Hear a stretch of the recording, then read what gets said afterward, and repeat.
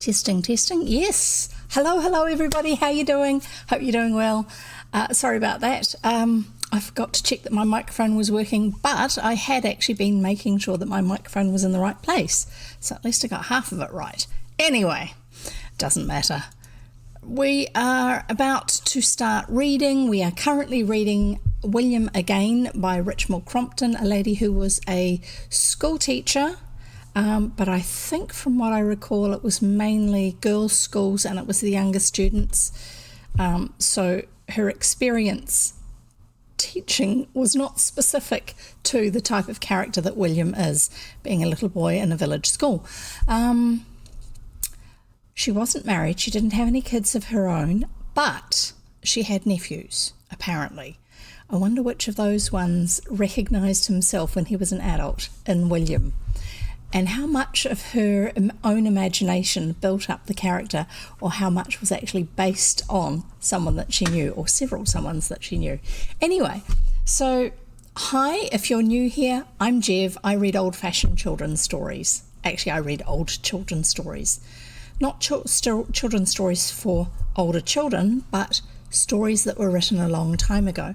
And I read those because a lot of them are no longer available, except for very, very occasionally you can find them as old BBC movies or television programs. And if you don't live in England and you haven't paid their licensing fee, you have no way of actually connecting with these stories unless, like me, you have parents and grandparents who really valued books because they were very expensive, and they kept the books that they had read and then passed them on to you to read as well. Or, like me, you have also discovered places like Project Gutenberg, which I'm going to give you the link for. I think it's going to work. Hang on, I better put my click in the right place. Let's see if that works. Not yet. I'm just going to type it in for you. Right. For those of you watching on Twitch, you will see now a link to Project Gutenberg, which is gutenberg.org. Berg with an E, not a U. Otherwise you won't be able to find it. And it is a repository for public domain books. Most of their books are adults' books. There's a lot of them are non-fiction books, but there is a section of children's books there. So I've found that there are a bunch of the different ones that I have really enjoyed when I was growing up, enjoyed reading them, that I've been able to save a copy of because you are fully entitled to do so. And so that's currently where most of my reading source is Project Gutenberg, just because most of my books are still in boxes in storage because, I mean, we've moved into the house, 15 years ago? I still haven't unpacked that part of it because the books were sort of amongst the not needed all the time, important things, and so they've stayed in storage all this time. So I'm looking forward to being able to discover what's in there.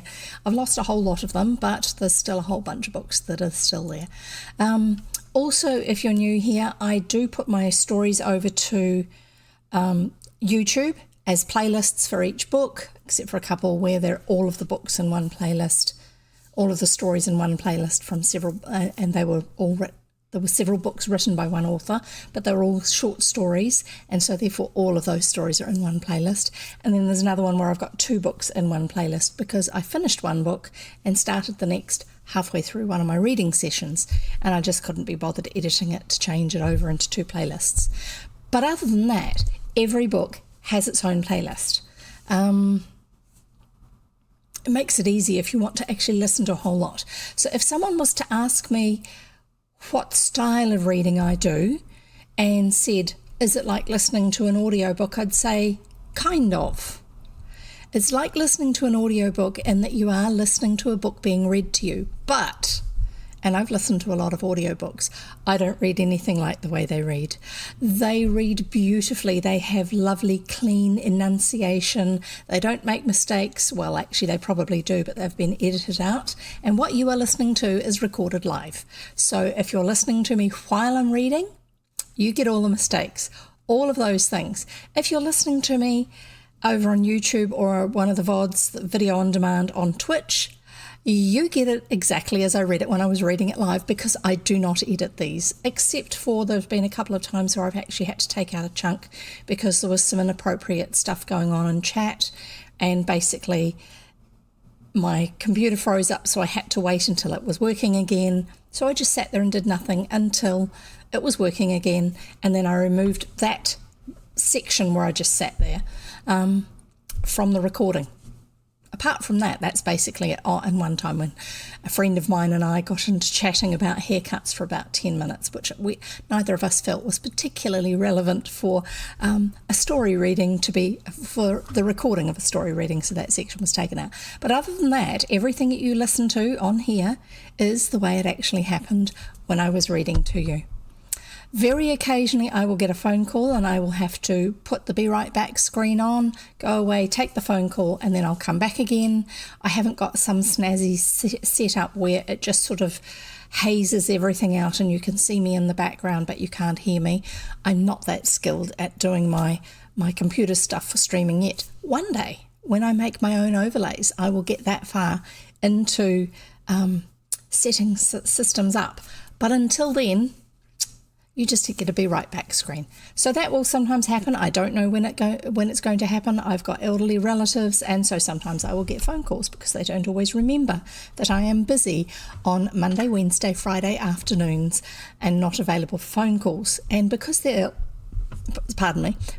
elderly, you can't sort of really not answer the phone in case it's actually an emergency. So anyway, there's not often I miss a Monday, Wednesday or Friday reading. There have been a few times where I've had to collect someone from the hospital because they've been having something checked or something done, that sort of thing. But otherwise I'm here Monday, Wednesday, Friday, 3 p.m. New Zealand time. And if you're on Twitch, if you look at my schedule tab, you will see when it is for your time zone, because Twitch actually does that translation work for you. I do have 3 tips for you. The first tip is make sure you've got something to drink. So that's tip number 1. I have water. I normally wave my water bottle at you. This is what I used to drink out of most of the time, but I get a bit worried that I might put it down without putting the lid on, and because it's tall and skinny, it would tip over and spill water everywhere, which would be terrible. But it's a good visual aid, and you can hear it glugging. So tip number 1, make sure you have something to drink, preferably water, but you can have something else as well as water. You're not limited to just water. Water is brilliant because it keeps your brain and your body working. So that's tip number 1. Tip number 2, have something to snack on. What have I got to snack on today? I have crispy noodles in their noisy packet. Sitting listening to stories is great if you've got something to drink and something to snack on while you're listening. And the third tip is get yourself somewhere comfortable to sit while you're listening, such as, and yes, I once again forgot to move it so it could reach it, I've got a nice comfy cushion here. And if I was sitting here listening to me reading stories, I would be leaning on my nice comfy cushion. Why not? So, with all of that sorted out, let's get going. One other little point of explanation, I will chat at the beginning of a reading session, I will chat at the end of a reading session, and if the chapters are short enough, then I will also chat between chapters. But you are most welcome to chat with anyone else who's here in the chat box. This is assuming that you're here while I'm talking live, reading live. For those of you on YouTube, leave comments, that's fine. That's why it's not listed as for children or for kids, I think is their categorization, because their for kids section doesn't have any place for putting comments because they don't want people to be saying things inappropriate. I don't want you to be saying things inappropriate either, but I'm going to trust that we're all reasonably well-behaved adults here for while we're doing this, because there are people who watch and listen to these with their grandchildren, and also people who do this with their children. So please keep it a nice, safe, appropriate space for them to be able to enjoy it without being put off. There's enough places like that for you to go and be toxic if you want to. That's fine, you can go and be toxic elsewhere, but just not here. Sorry. So I will chat in chapter breaks. You can chat amongst yourselves while I'm reading. That's cool too. And if I say something and you've got a point to add to what I've just said, type it in the chat box. If I see it in time, I will share that for those who are watching on YouTube. That way they can catch up on some of the extra information we sometimes pick up on. Also, if I'm not sure of a word and I ask about it, you'll feel free to type it into the chat and I will read the definition that you put in there or the explanation you put in there or whatever. We've had all sorts of different things that we've learned about while we're reading. And that is one of the joys of reading old books, is that you actually get to see and understand aspects of the way people used to live their lives in other places to where you may be living these days. So most of the books I read are around the turn of the 19th to the 20th century, set in England, just because that's the sort of books I grew up with. I will eventually start reading some other ones from different sources. They will be in English because I don't read anything else. I don't have any other languages that I speak, so they will be English language books. But there will be some books later on that we'll end up reading which are not English ones. They will be American ones or Canadian ones or Australian ones or New Zealand ones. I have read one New Zealand one. I was a bit disappointed it wasn't the one I was hoping to read at the time. But when I find other ones by the same author, which I enjoyed much more when I was younger than that particular one, we'll read those. And so you will get to experience a little bit of a different world to where you currently live and the time frame that you currently live in. And it's a great way to just stretch our minds and enjoy other parts and other times of the world. So how about we get on with reading? That's a good idea. Yeah, let's go for it. Here we go. William Again by Richmal Crompton. And this is the third book that she wrote, published in 1923, and we are reading chapter 12. There are 3 chapters between now till the end of this book, so I haven't yet chosen another book. So we've got today's chapter and then there's 2 more. So chapter 12, William Sells the Twins. Ooh, that sounds different. We'll see what happens. I'm pretty sure William's going to get himself into trouble in this chapter. Okay.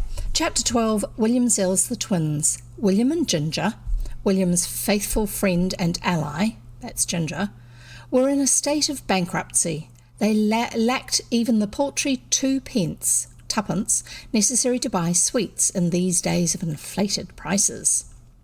2 cents. Okay, so obviously prices have gone up for them. Nothing like what ours are. Anyway. And life was unendurable. They had approached the adult members of their respective families only to meet that callousness and indifference so characteristic of adults in their dealings with the young. They sat in the open space of ground behind Ginger's house and solemnly considered their assets. Asset 1, an India rubber ball with a hole in it, which they had offered to the boy next door for 6pence and which he had refused. India rubber ball. Most of our balls these days are not made out of rubber, but in those days they were referred to as India rubber because the I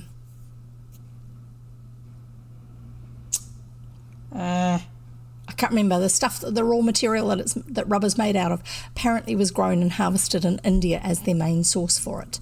I can't remember.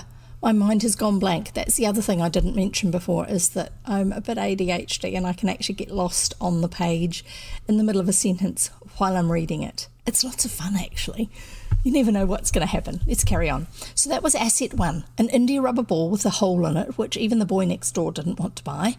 Asset 2, a pansy root, surreptitiously taken from William's father's garden. Oh dear. Trouble with Dad later on. They had taken this to the local nursery gardener and offered it to him for 5pence halfpenny. They had afterwards retrieved it from the gutter, whither that irascible man had flung it in indignant fury. Asset 3, the twins. The twins really belonged to Ginger. That is to say, they were Ginger's cousins and were paying a visit to Ginger's family. They had been there a week now, and to Ginger it had been a very long week. On their arrival, he had found to his horror that he was expected to take an interest in them, even to the extent of taking them about with him wherever he went. Oh dear, young siblings is bad enough, but young cousins, well, you don't actually know them quite as well, and that you have to feel responsible for them. He had almost become accustomed by now to their continual presence, but still he disliked them intensely. In all his daring adventures and escapades and games, he was to be hampered by the two of them, George and John, both placid, both plump, both 3.5 years old. He had to listen to William's comments on their appearance and mental powers, comments with which he privately agreed, but which, for the sake of the honour of his family, he was obliged to resent and avenge, because that's the way you do it. Today, to add an insult to injury, his mother had told him to see that they keep clean, as their mother was coming to take them home that afternoon. That, at any rate, was a blessing. It would be the last day of his persecution, but the ignominy, however you meant to say it, ignominy. I usually just read it in my head.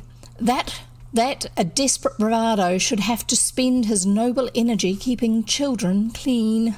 George and John were sitting now on the ground, pulling up bits of grass and eating them. William and Ginger watched them scornfully. "Pity we can't make a bit of money out of them," said William. Agreed Ginger. "They've been enough trouble." A speculative look came into William's eye. "If we'd lived in historical times," he said, "we might have sold them as slaves, like what Miss Jones told us about." Miss Jones, I think, was a teacher, or the Sunday school teacher, whatever. Ginger gasped at the daring idea. Then his eye fell upon them gloomily. "No one would have bought him," he said. "No one what knew him as well as I do." "You silly," said William. "They wouldn't know him. They'd just see him in a kind of particular place and think they looked nice. Well, they don't. Or cheap, and just buy him. Well, what for? Fancy anyone paying money for them? For those?" "You're so silly," said William patiently. "They'd just buy 'em once when they were quite little and just pay once for 'em and then have 'em all the rest of their lives to do work for 'em, and they'd never pay any more after they'd just paid for 'em once. See?"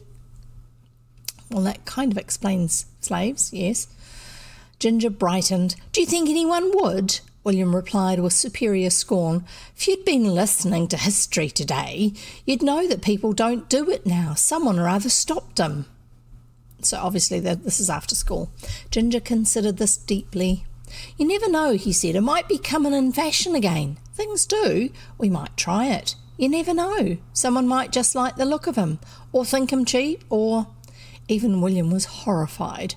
"Yes," he broke in. "And then when you've sold 'em, what'll you say to their mother? Just you tell me that. What'll you say to their mother when you've sold 'em?" Oh, well, there's a nice bit of conscience from William. Ginger had been considering deeply. Suddenly his brow cleared. "I know. We could watch where they took him to, the ones that bought him, and rescue him before anyone knows anything about it." "Sounds all right," said William guardedly. Ginger turned to his charges. "You'd like to be slaves, wouldn't you?" he asked brightly and persuasively. "Yes," chorused George and John. "You see," said Ginger triumphantly to William. "I'll go and fix things up. It's worth trying anyway." "Sounds all right," said William doubtfully, and added gloomily out of the vast store of his experience, "But you never know where things ends." This is so true. He has a lot of experience of you never know where things end, and having it end in rather odd ways. A few minutes later, Ginger brought 2 large luggage labels, each inscribed "Slave, Cheap." And I'm going to give you a picture here. Slave, cheap. That's the way he had spelled it. And on the back of each label was printed, sorry, I have to actually get the next one ready for you.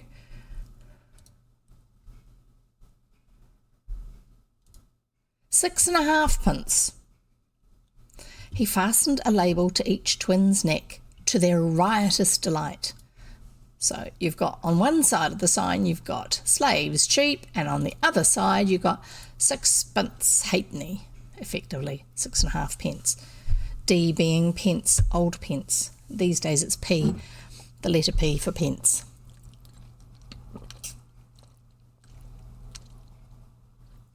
He fastened a label to each twin's neck, to their riotous delight. Then they sat on the open space by the roadside awaiting customers, but it seemed to be a slack time for the slave trade. Only 3 people passed, and they did not even look at the patient group of 4 eager small boys. The procedure had been explained to George and John as far as their infant intelligences could absorb it, and they expressed themselves willing and anxious to be sold and rescued. At last, when they were tired of waiting, a 4th passer-by appeared, an old man walking very slowly. William, taking his courage in both hands, approached him. "Do you want a slave?" he asked. "Eh?" said the old man. "Do you want a slave?" "What?" said the old man. "Do you want a slave?" said William very slowly. Speak up, said the old man irritably. "Can't you see I'm deaf? What do you want? What do you want?" William, whose nerves were suffering from the repetition of the question, cleared his throat and shouted again hoarsely, "Do you want a slave?" The old man snorted. "Want a shave? Want a shave?" he said angrily. "No, I don't want a shave, you impudent little boy, you little rascal." He made a feint at William with his stick, then went off, muttering to himself. William, slightly shaken by the encounter, returned to his friends. "It's no good doing it this way," he said despondently. "We shall have to take him round to people's houses, like what they do brushes and things." Door-to-door salesmen he's talking about, because they were around in those days. Selling things like brushes, dustpan, the brushes you use with your dustpan, broom heads, all that sort of thing, yard brooms, because they'd wear out. And if you lived out in the country a bit, if you lived in the villages, you didn't necessarily have a hardware shop in your village. You would have to wait until you went to town to get them, so it was an opportunity to make some money by selling to people who otherwise couldn't get them easily. We'll have to go taking them around to people's houses, like what they do with brushes and things. The twins gave a scream of delight at the suggestion. Then they trotted off happily, George holding Ginger's hand and John Williams, both wearing their labels. "Let's go a good way off," said Ginger, "somewhere where they won't know us." They walked down a few streets till William said, "We'll go into the first house round the corner." William was looking pale, but resolved. Having embarked upon the dangerous venture, he was determined to carry it through. They came to the next house round the corner and walked up an overshadowed, neglected drive. They slackened speed considerably as they neared the door. "You'd better do the talkin'," said Ginger faintly, with a propitiatory air. "You're better at talkin' than what I am." "Oh, I am I?" said William irritably. "Yes, you think so, don't you? Oh, yes, you think so when it's kind of talking you don't want to do. Oh, yes, huh?" They stood apprehensively on the front doorstep and gazed at the milk jug that was standing there. "Looked as if they was out," said Ginger. "Oh, yes," said William, scathing but relieved. "You don't mind doing the talking now, do you? You don't think I'm better at talking than what you are now, do you? You don't mind talking to a milk jug? Oh, no." "You think you're so clever," said Ginger bitterly. "Who thought of making them slaves first of all, anyway? Just tell me that." "Well, what good's it done?" retorted William. "Nobody'll buy 'em. Taking them to an old empty house, what good's that done? You tell me that." The argument would have pursued its normal course of physical violence had not George raised his voice plaintively. "Wanna be a slave?" he pleaded. With a heroic gesture and lips firmly shut, William raised his hand to the bell and pulled hard. "That'll show 'em," he said darkly. The echoes of the bell died slowly away within the house. No sound of human habitation broke the tense silence on the front doorstep. "Well," said William weakly, "that's shown him anyway." Then he peered suddenly into the milk jug. "Crumbs!" he exclaimed. "A bob!" Slowly he withdrew the coin and turned his eyes toward the twins. I think that means a shilling. "It'll just pay for 'em," he said. "They're cheap today." Ginger was taken aback. But you don't know they want 'em." "Want 'em? Of course they want 'em," said William scornfully. "Anyone 'ud want 'em. 2 slaves, cheap as that. Bet they'd have fetched pounds and pounds in historical times. It's only 'cause they're a bit out of fashion that they've been sold at 6pence halfpenny."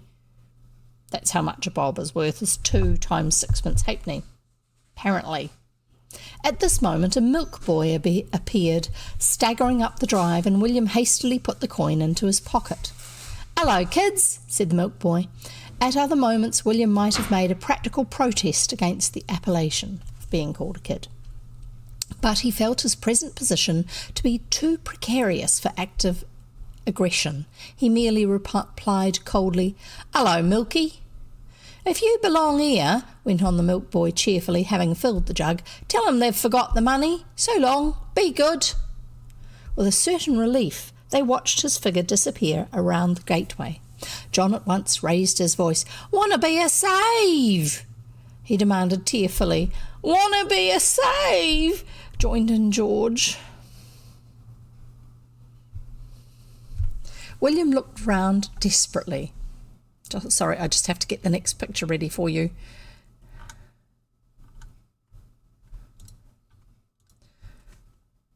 And resize it because the other one actually was quite small. They're from the actual book. They were scanned out of the original book. Whoops.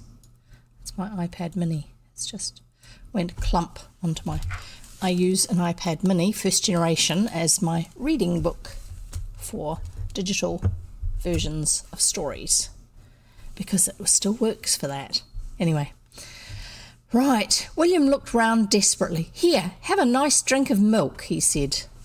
So he's picked up the jug, which has the milk that the milk boy has just filled up, from the step, and he's feeding it to the twins. There's Ginger, there's William, and these are the twins here. Slave, cheap, see? Slave, cheap.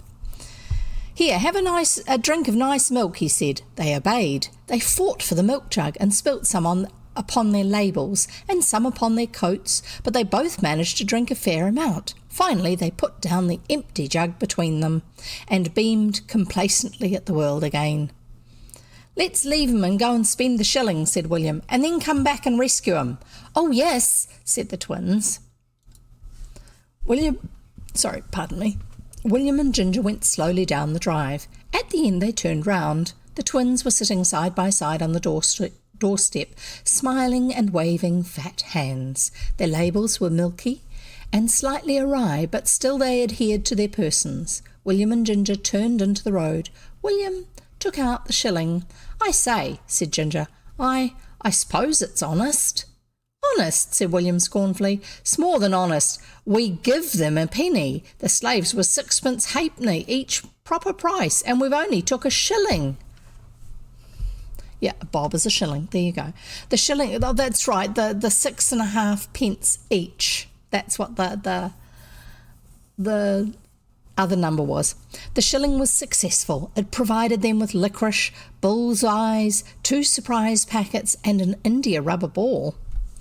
In their bliss they forgot the flight of time. It was Ginger who remembered it at first. "I say," he said, "we'd better be doing that rescuing quick. Their mother'll be here soon." They set off down the road. Both walked jauntily as though to hide some secret apprehension. "Hope we'll be able to rescue them," said William with an attempt at lightness. "Oh, that'll be all right," said Ginger with an unconvincing carelessness of tone. In both their minds was a horrible vision in which the twins' mother played the part of avenging fury. They walked up the drive. The twins were not on the doorstep. A broken milk jug alone marked the scene of their parting from the twins. Their hearts sank yet further as they surveyed it. "Well," said Ginger, moistening his lips, "we'd better start rescuing." Drawing a deep breath, he rang the bell. Again the echoes died away in distant regions. Again, there came no sounds of human habitation. There was horror on William's freckled face. His naturally wild hair was at its wildest. The vision of the outraged parent of the twins seemed to fill the whole world. "They're sure to be here somewhere," said Ginger, still with his gallant but ineffectual attempt at lightness. "Oh, yes," agreed William gloomily.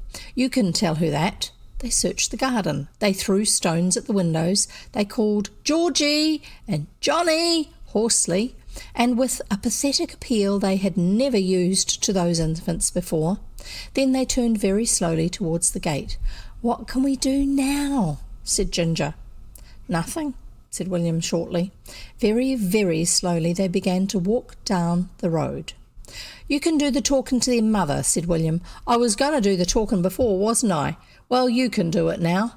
"Oh, yes," said Ginger with weary sarcasm.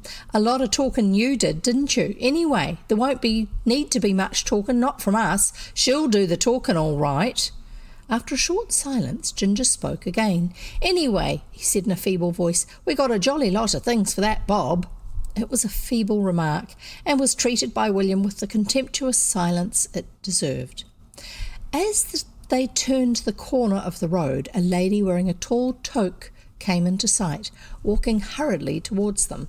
I'm going to look this one up for you because it may not be something you are familiar with, unless, of course, you are Canadian, because apparently, for some reason, they know what these are.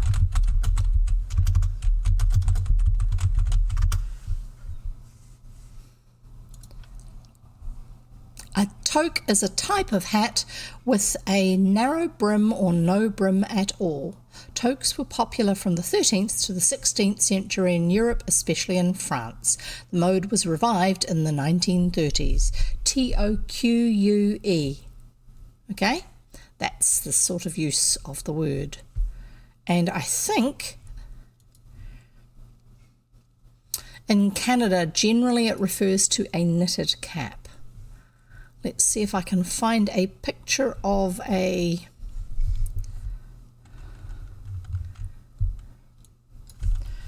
(1920s) toque. Tall toque.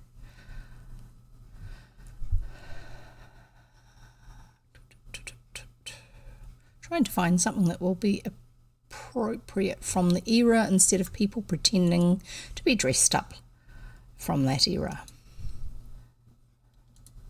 This one will do the job. Nearly there. Sometimes I'm getting better at this and sometimes I'm not very good at it at all. Oops, I just missed the folder I was meant to put it in. Let's do that again. There it is. Save. Find the picture in my broadcast software so you can see, and this is a toque. We would call it a cloche or cloche hat, but a tall one would be one that has a higher crown to it, probably a lot more fancy and ornamental for an older woman rather than a younger woman. So this sort of style would be more likely to be worn by someone in their 20s. Someone who's in their 30s or 40s who has children is more likely to wear a taller version of that sort of thing, just because fashions were different for different age brackets. Often they would have a toque, would often have, like this one has here, a little bit of a brim, but not a large, strong brim. That's the sort of idea that they have to it. Sorry, clear my throat. And we shall carry on with reading. I'll get rid of that picture for you. Here we go. So, as they turned the corner of the road, a lady wearing a tall toque came into sight, walking hurriedly towards them. "It's her," said Ginger with a groan. "Where are the twins?" she demanded sternly. To William it seemed as if his heart descended through his boots into the centre of the earth. "Where are the twins?" she said again. It was William who answered. "We don't know," he said desperately. "We've sold 'em. We sold 'em as slaves." "Oh, my goodness, William," Are you really trying to get yourself in trouble? There's a slight break in the story here, so I'm just going to have a quick drink of water before I carry on.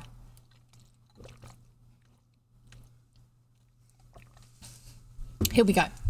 The twins, left to themselves on the doorstep, replete with excitement and milk, fell happily asleep upon each other's shoulders. The minutes passed by. They awoke to find a young man looking at them in bewilderment. Yeah, you would. If that was your doorstep, two strangers who happen to be twins and they're only 3.5 years old sitting on your doorstep, looking at them with bewilderment. With him were two ladies, one tall and thin, one short and fat. "Where do you live, little boys?" said the tall lady. George smiled up at her.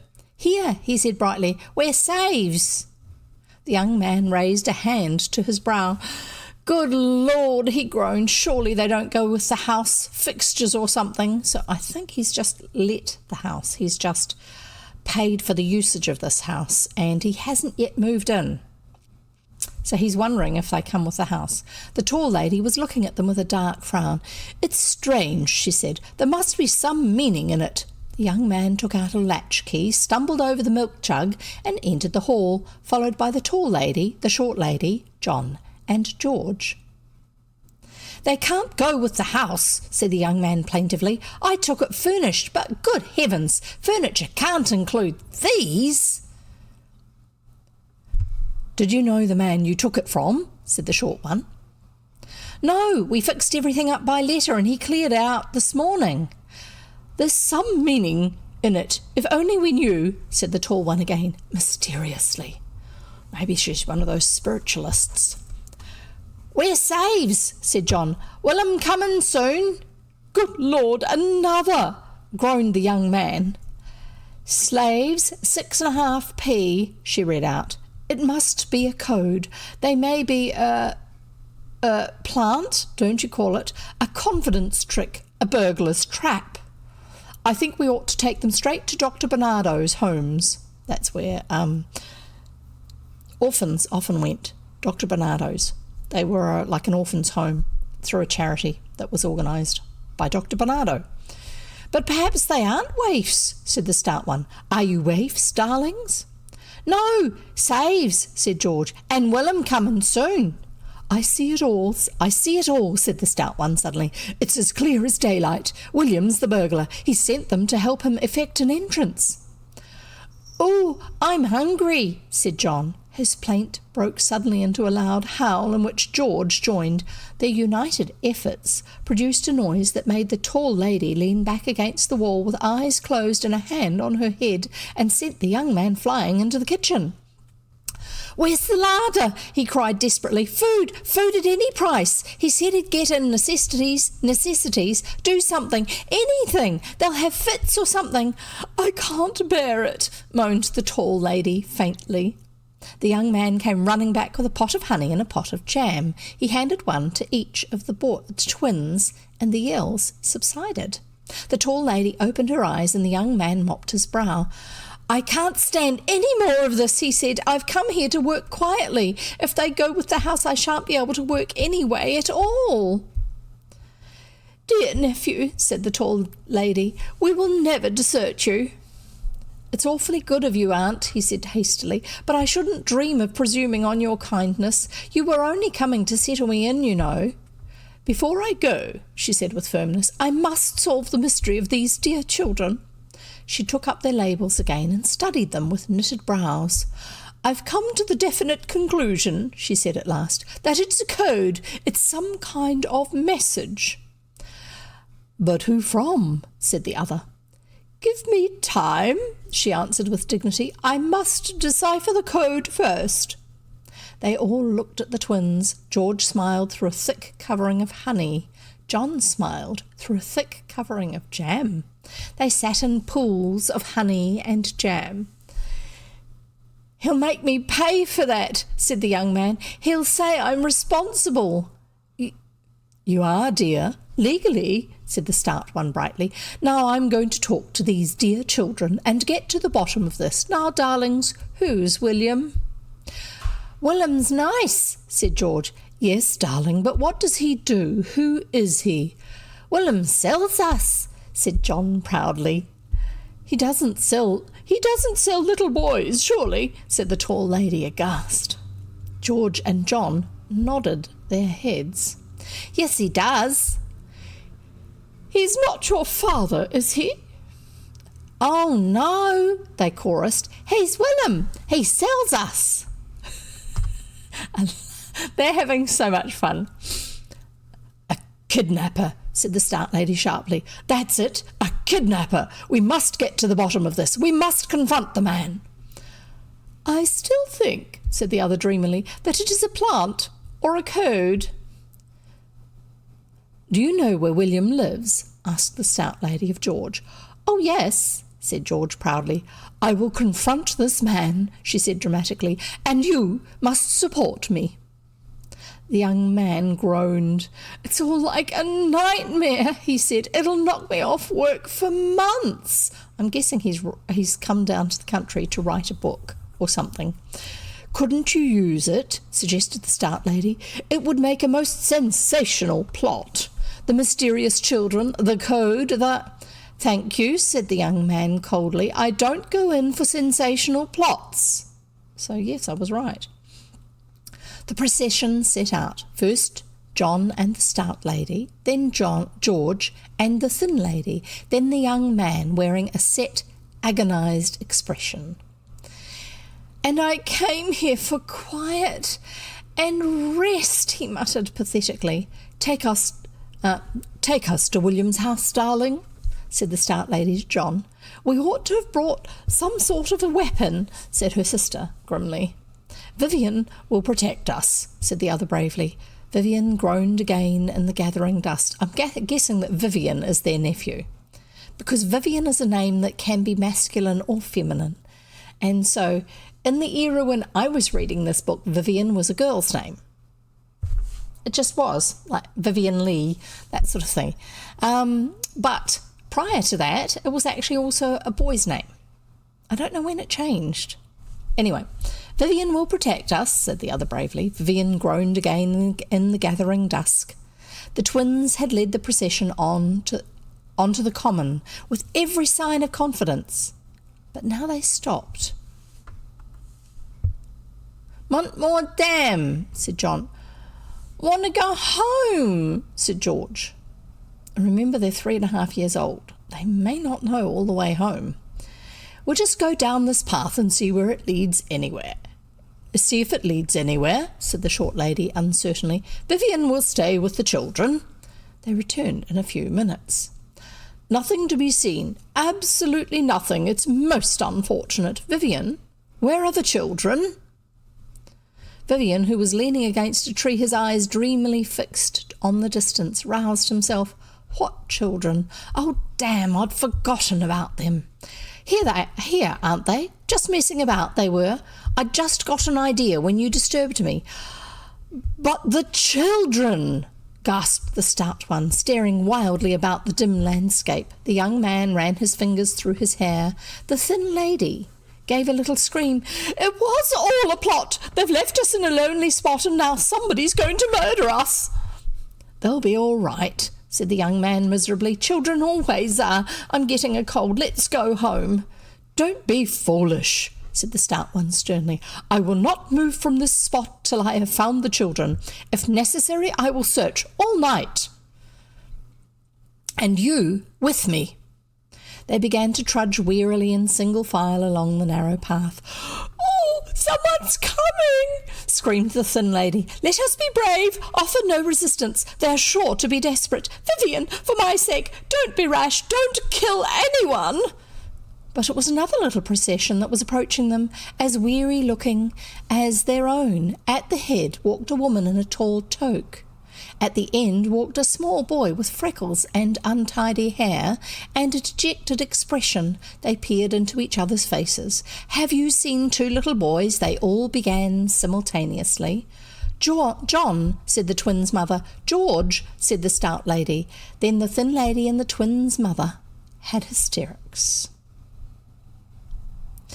It was William who found them in a dry ditch nearby. They were fast asleep, with blissful smiles upon their mouths, besmeared with jam and honey. They awoke and stared in amazement at the crowd of friends and relations. "Nice Willum," murmured George sleepily. "Wanna be a slave again," said John. "Want more jam."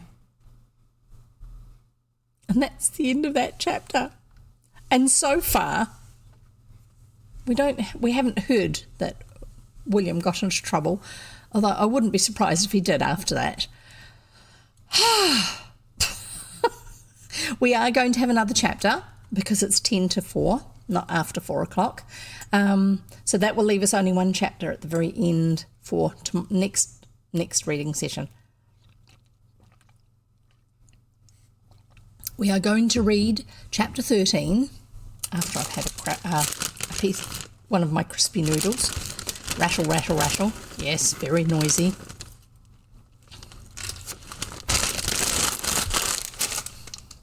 Sorry. When I'm reading for a bit, I sometimes get dry. The edges of my mouth get a little bit dry. Oh, that's noisy in the microphone. Sound effects, maybe? I'll try that again. I'm always amazed at how well my microphone picks up everything. Like somebody working in the kitchen downstairs when I'm trying to read to you, and I watch the sound bar on here and it's jittering right up in the high end. I've got it set so it shouldn't get extra loud, but it definitely gets loud. I'll just have this last one and then we'll carry on reading. Right, so we're reading William again by Richmal Crompton. Time for a mouthful of water. By Richmal Crompton, and we are reading chapter 13, William's Helping Hand. That's interesting. It's an odd one. I wonder what this can be about. Here we go. William's Helping Hand. Actually, I should just get this ready in case there's another picture for you to see. Won't be just yet, but it will be soon. Right. William was on his way to visit his new friend.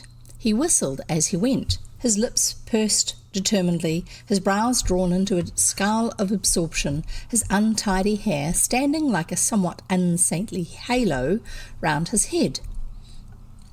When William whistled, he could be heard a long way off. It was an affair of great effort and concentration.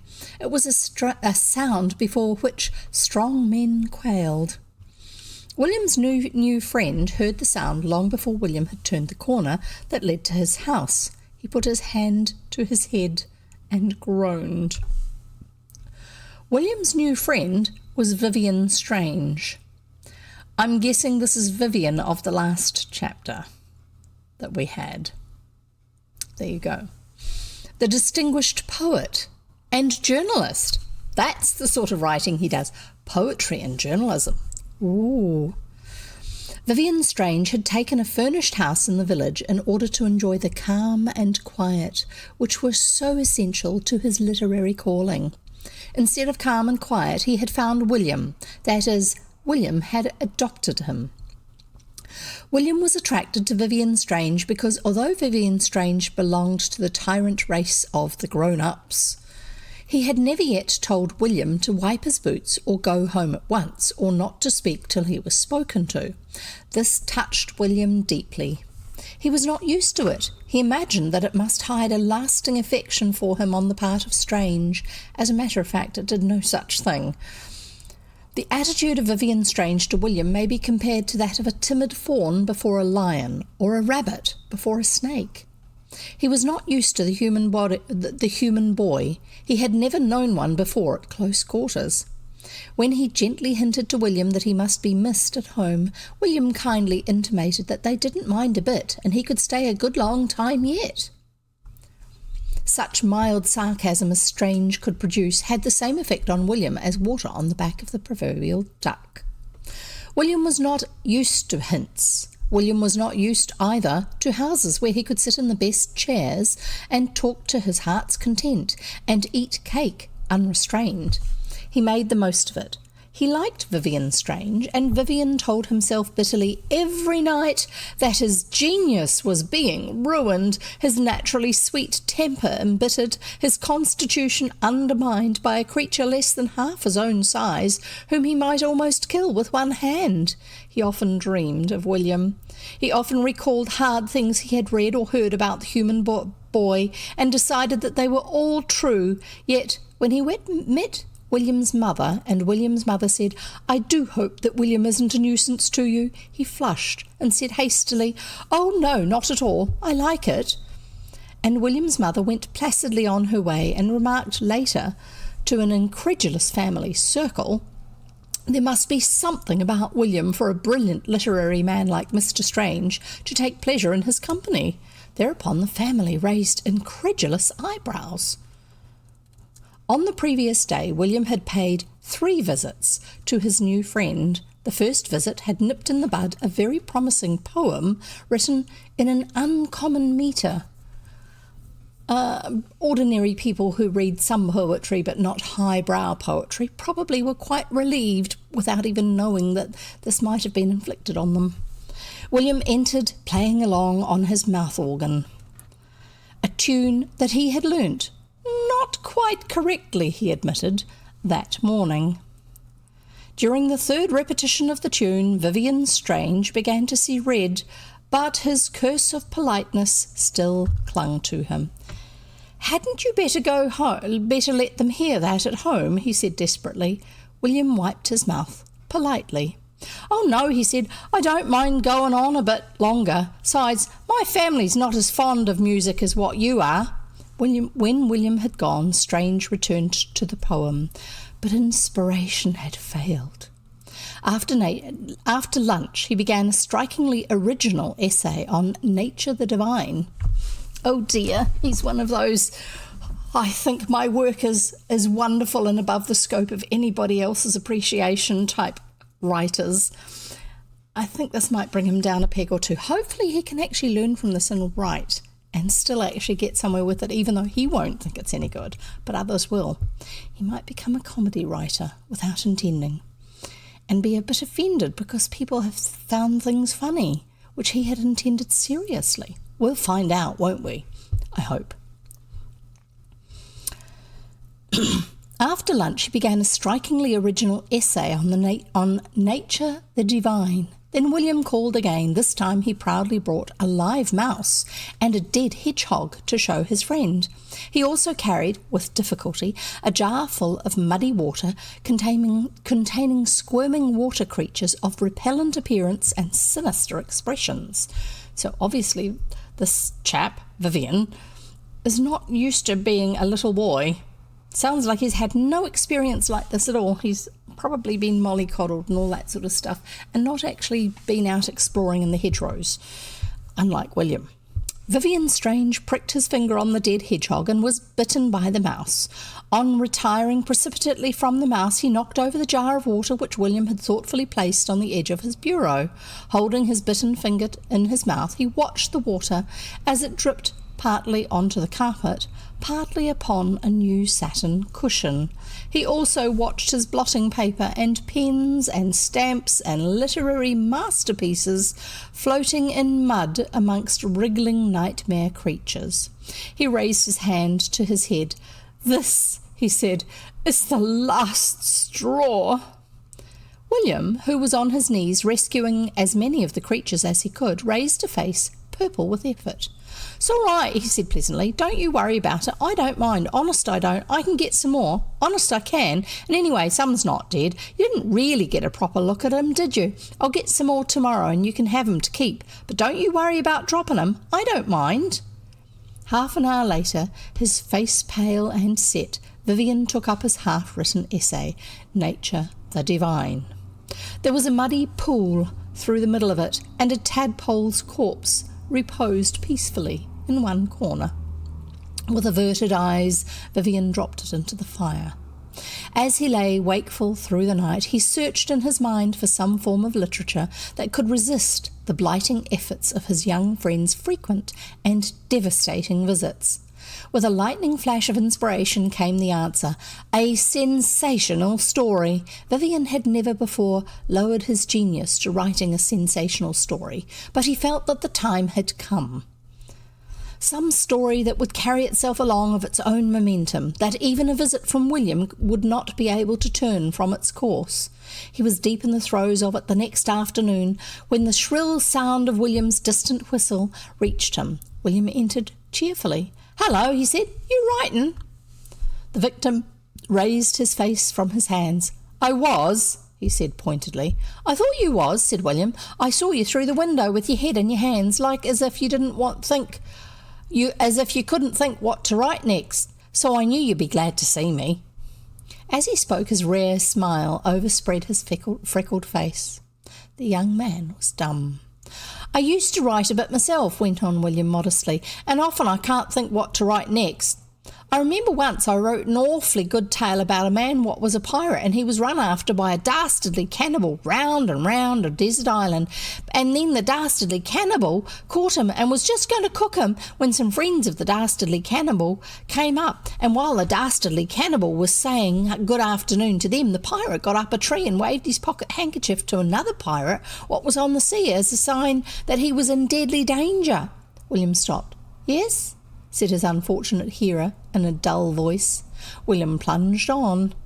"And the dastardly cannibal sawed down the tree, but the other pirate came and they escaped, and the proud and beautiful daughter of the dastardly cannibal escaped with them. She wasn't dastardly like what her father was. She didn't like eating human folks. She didn't like the taste. So she was glad to get to a country where they didn't do it, and they was married, and she was the queen of the pirates and he was the king of the pirates.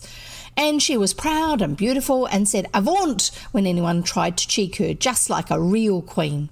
Is your tale anything like that?" "No," groaned Mr. Strange. "Well," said William, comfortably ensconced in an armchair, "now I've told you my tale, you ought to tell me yours. I say, is there any of that cake left what you so kindly gave me some of yesterday?" The young man waved a limp hand towards the sideboard cupboard. William took a large slice of plum cake and returned to his chair. "I always get so's I must have something to eat about this time, don't you?" he said pleasantly. "I can eat most times, but sometimes I feel so's I must eat. Well, go on and tell me about your tale now. I told you about mine, and I'll help you, you know, about what to write next." "I don't want you to," said the young man desperately. "Oh, it's no bother," said William kindly. "Don't you think about that. I want to help you. You gave me big bits of cake today and yesterday, and I want to help you, and I've wrote tales myself, and I know what it's like. And don't worry about knocking over my water things. I've got a friend who's promised to catch some more tomorrow, and we'll bring 'em along soon's we've gotten 'em." "That's a jolly good cake." The young man automatically waved a hand towards the cupboard again. "Thanks, I don't mind a bit more. It's jolly good cake. Now tell me about your tale so's I can help. What's it about?" William has an ability to wear people down gradually, to just go along with what it is he's saying. It's one of his special skills. It's just about a man," said Mr. Strange feebly. "What sort of a man?" said William with his mouth full of cake. "Just a man. He's going home one night." "Going home? Where from?" said William. "That doesn't come into the story," said the young man irritably. "He was just going home." "All right," said William soothingly. "Only if he was going home, he must have been somewhere, and I was just wondering where he'd been to be coming home from. As he's coming home, he gets a message that a girl, the young man hesitated. "The girl what he's in love with," supplied William. Yes," said the young man. "He gets a message that she's in danger and he must go to her at once. So he follows the man, you see." "Which follows which?" said William, judicially. The man the story begins with the one what you didn't know where he was going home from?" "Yes, that. Well, he follows the man that tells him the girl's in danger, and really the man—" "If you don't call him names," said William, "I can't tell which is which. Let's call the man what you don't know where he's going home from Alberto. That's a good tale name. And the one what says that the girl what Alberto's in love with's in deadly danger, Rodolfo. They all end with O in a book I've been reading. It sounded fine." Well then, Rodolfo tells Alberto that the girl what Alberto's in love with is in deadly danger. I think that's a jolly good tale. But I think that Alberto ought to have a secret treasure somewhere, and let's have another man called Archibaldo. I've got an uncle called Archibald. What wants the secret treasure, and he's got a trail of dynamite laid right under Alberto's bed to blow him up in the night when he's asleep. And let's have another girl called Rosabellina, what Rodolfo's in love with. A proud and beautiful maiden, you know. And Rodolfo gets hold of her and she yells out, "Avaunt, unhand me varlet!" Well, you finish yours first and we'll put in my bits afterwards. You just got to Alberto coming home from somewhere, you didn't know where, and following Rodolfo. What comes next? Vivian Strange stared in front of him. He was once more the rabbit and William the snake. Some power in William's earnest, freckled countenance compelled him to proceed. The second man was really a Secret Service agent. "What's that?" inquired William disapprovingly. "Oh, it's a kind of glorified policeman, I suppose. Much better have him a pirate or a Red Indian," said William. "But never mind. Go on." "Well, he wants to get hold of some letters that Alberto has and leads him to a lonely house and locks him up there and says he'll keep him there till he gives them up." "Hurling vile threats," said William, his face alight with earnestness. "Let him say it, hurling vile threats and precations." That's meant to be imprecations, but obviously William, the part of it that William has heard is the precations bit. "And insults in his teeth. What happens next?" "I don't know," said the young man. "That's as far as I got. I can't get on with it. I can't think what he'd say or do next." William drew his brows together in deep thought. "I should think Alberto ought to say, 'Ha, villain, never shalt thou worst me,' or something like that. People don't talk like that in real life." "Oh, real life," said William scornfully. "I thought we was talking about books." "Don't you think your friends want you to play with them?" said Mr. Strange with emphasis. "Don't you think you've left them quite long enough?" William arose and brushed the cake crumbs from his coat to the carpet. "Perhaps I'd better be going," he agreed, "but I'll be thinking over what comes next. You say you want it real life and not books. I think you ought to have more people in it. Can't you have them all on a desert island and make Rodolfo get eaten by cannibals in mistake for Alberto?" "Oh, well, just as you like, of course. I'll bring you my tales to read one day, and I'll bring you some water things tomorrow. Did you know tadpoles ate tadpoles? Talk about cannibals. I say, that's a jolly fine penknife." Vivian Strange, whose proud spirit was broken, handed him the knife with a despairing gesture. "Take it," he moaned. "Take it and go."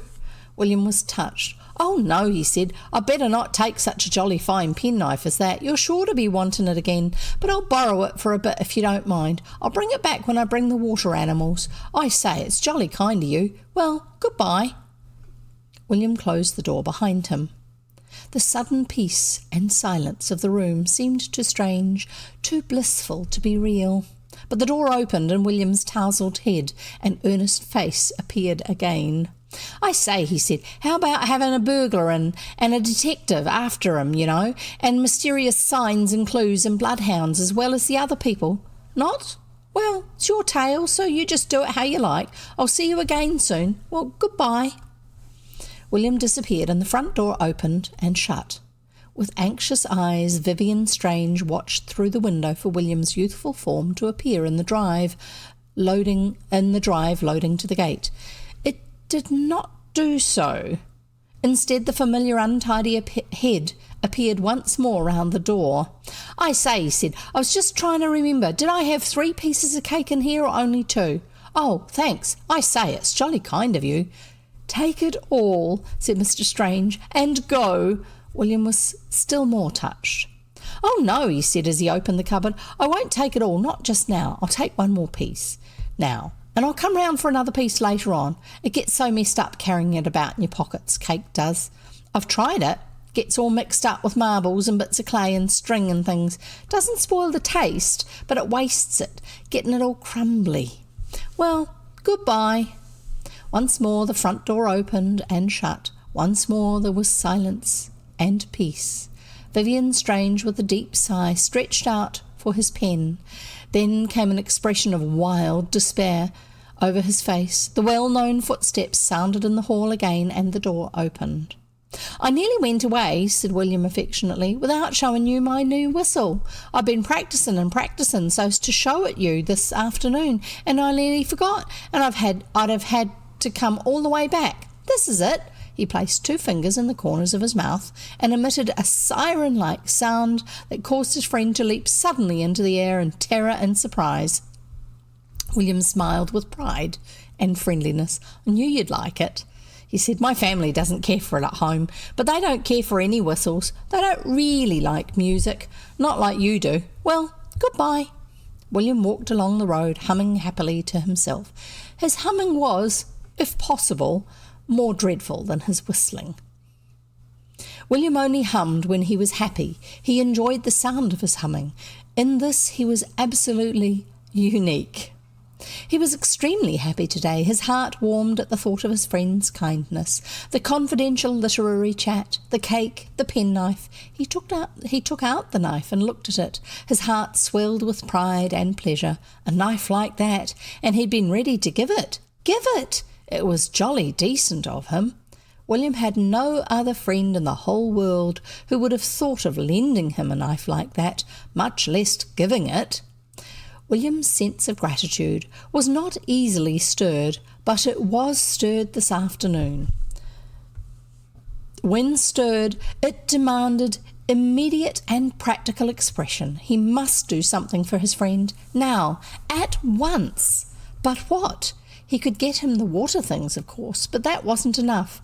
What did Mr. Strange really want? Suddenly William's sombre countenance lit up. He'd want to know what Alberto would have said and done in real life. He should know. Mr. Porter was walking home. Mr. Porter was an eminently reliable gentleman who lived a quiet, hard-working life, divided between an eminently respectable office and an eminently respectable home. Mr. Porter was on his way home from the station carrying his attaché case in his hand, as he had done for the last 30 years. In his mind was a pleasurable anticipation of a warm fire, comfortable bedroom slippers, a well-cooked dinner, a glass of good wine, an excellent cigar, and the evening paper. Mr. Porter had walked home with this pleasurable anticipation in his mind for the last 30 years, and it had always been fulfilled. There was a rosy glow over all his thoughts. He hardly noticed the small boy with the freckled, scowling countenance till he actually addressed him. Just a moment. There you go. There's Mr. Porter with his attaché case and his brolly, and he's wearing spats on his polished shoes, and he's got his hat on, as they used to. He hardly noticed the small boy with the freckled, scowling countenance till he actually addressed him. "The lady what you're in love with," said the boy to him suddenly in an expressionless tone, "is in deadly danger and says you're to go to her at once." Mr. Porter stopped short and peered through the dusk. He felt a little frightened. "The lady what?" he repeated. Then, "Would you mind saying it again?" William didn't mind.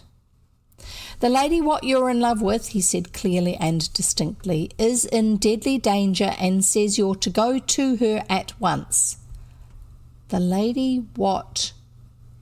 began Mr. Porter again with what a curious expression. Do you mean my wife?"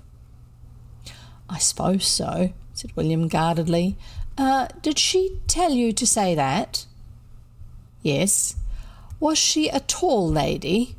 "Yes," said William, taking the line of least resistance.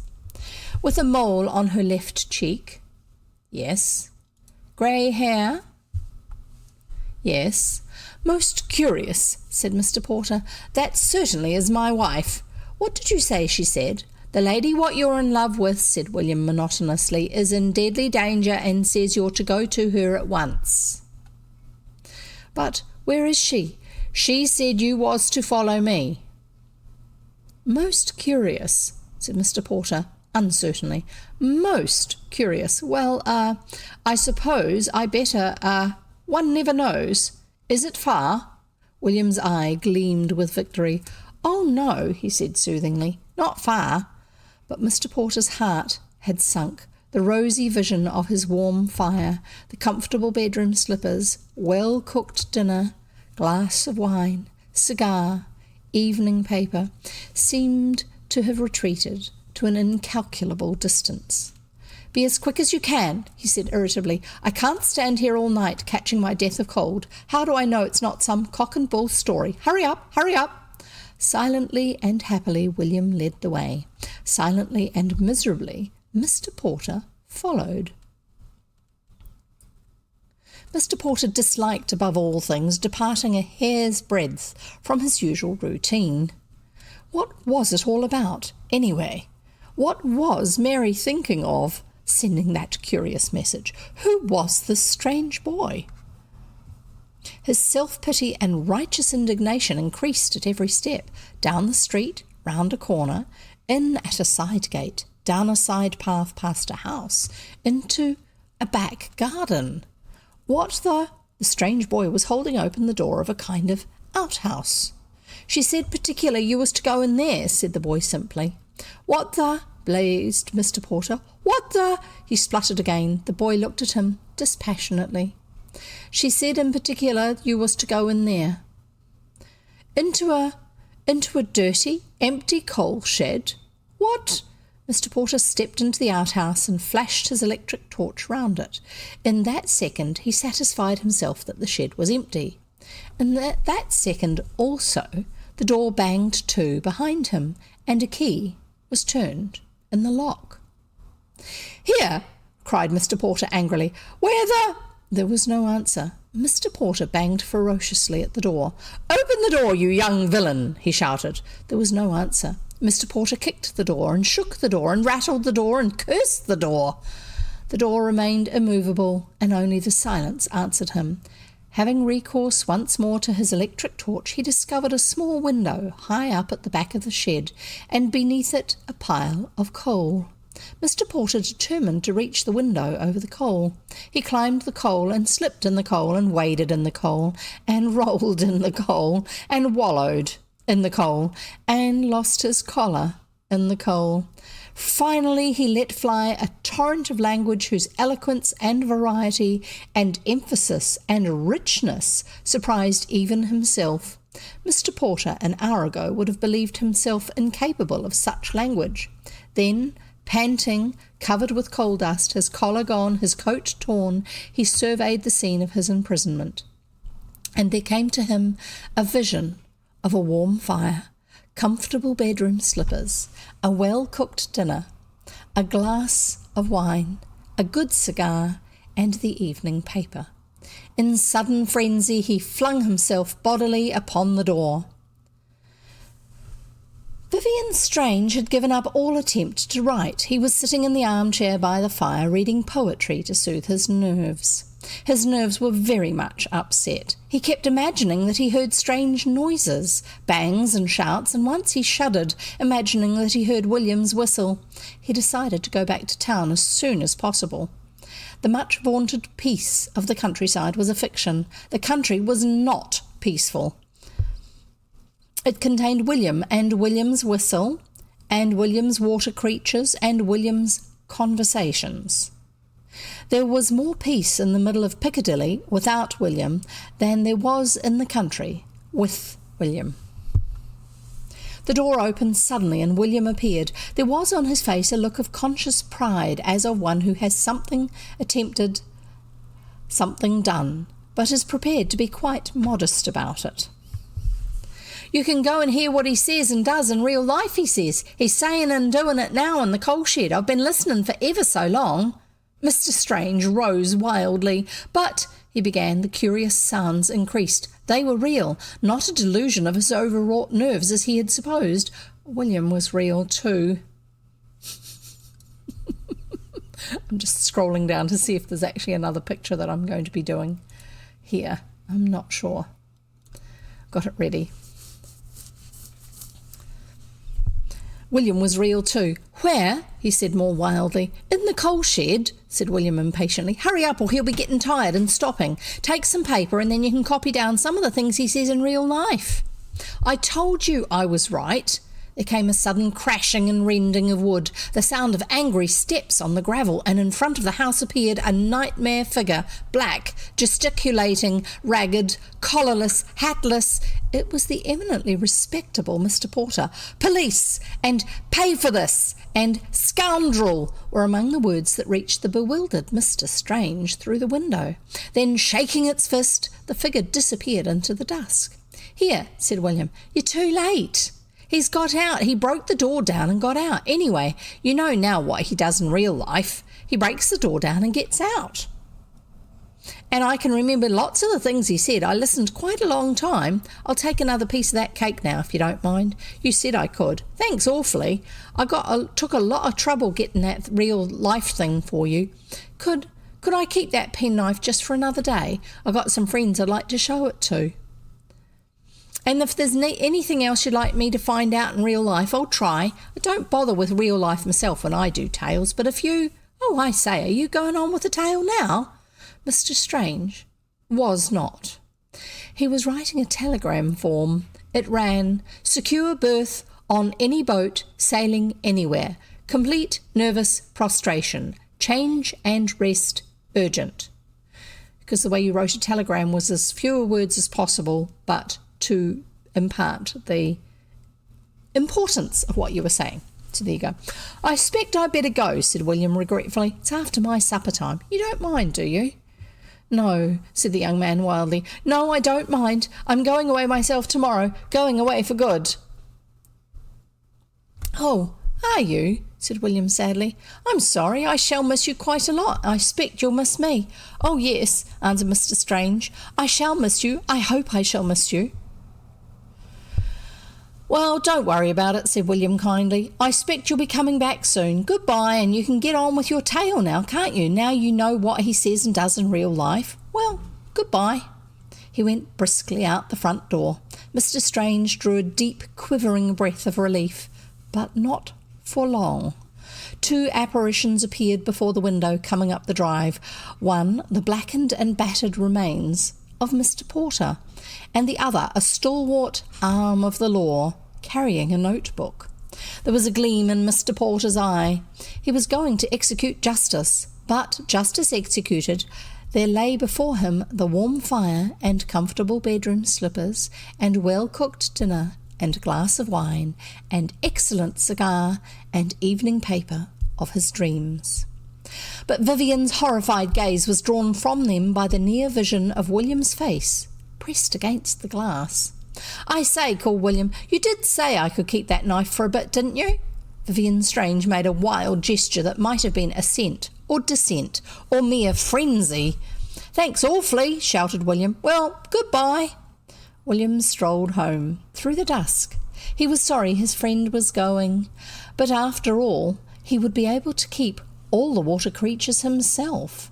Giving away water creatures was always a great sacrifice for William. Anyway, he'd had quite a decent day.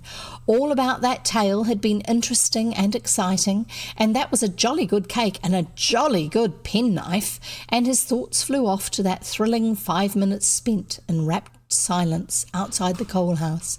He'd learnt a lot of new words. And that's the end of that chapter. Oh my goodness! I think Vivian Strange may not be coherent enough to explain who William is and where he's from. And that way William will not get in trouble. Oh dear. We have one chapter left to go, and we will save that one for next time. It is now 4:20 in the afternoon and time for me to finish reading. So I'm just going to give you a link here. So this is for all you Twitch viewers. It is my YouTube channel. There it is. It's in the chat box for you. If you're wanting to catch up on any of the previous stories that I've read, anything that's older than 2 weeks here on Twitch, it will be over on my YouTube channel. And I put all of the books into playlists so you can listen right through a whole book, or you can just listen one video at a time. They're the same ones that we have over here, except that they are just this bit here, the video window, none of the chat box, none of the overlay, none of the other bits and pieces that you see here on Twitch, just to make it a little bit easier for those who are not part of the live conversation. So if you're watching this on YouTube, you're missing out. Come on over to Twitch and listen to the stories live. You can contribute by finding things out for me, typing them into the chat box, and I can share them with the other listeners. And also that means that what you get to say that you put in the chat box, if I have used that information, gets into the YouTube video. You'll get famous. Or maybe. Anyway, so I hope you have a wonderful week ahead of you, and I look forward to seeing you next time. Thank you so much for being here and listening to the stories. As always, it's wonderful to have you here. And in the meantime, between now and next time I see you, happy reading. Bye.